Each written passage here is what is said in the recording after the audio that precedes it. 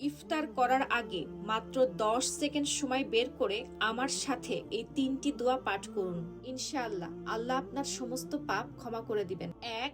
সুবহানাল্লাহি ওয়া বিহামদিহি। এই দোয়া মুখে উচ্চারণ করা সহজ হলেও আমলের পাল্লায় অনেক ভারী। যে ব্যক্তি প্রতিদিন ১০০ বার এই দোয়া পাঠ করবে, আল্লাহ তার জীবনের সমস্ত পাপ ক্ষমা করে দিবে, এমনকি তার পাপ যদি সমুদ্রের ফেনারও সমান হয়। ২. লা হাওলা ওয়ালা কুওয়াতা ইল্লা বিল্লাহ। এটা অত্যন্ত শক্তিশালী জিকির এবং জান্নাতের গুপ্তধন, যা হতাশা, দুশ্চিন্তা এবং কঠিন বিপদ দূর করে। ৩. আস্তাগফিরুল্লাহ আল আজিম। যে ব্যক্তি প্রতিদিন আন্তরিকতার সাথে এই দোয়া পাঠ করবে, আল্লাহ তার জীবনের প্রতিটি কষ্ট থেকে মুক্তির পথ বের করে দিবেন এবং তাকে এমন স্থান থেকে রিজিক দেবেন যেখানে সে কল্পনাও করেনি।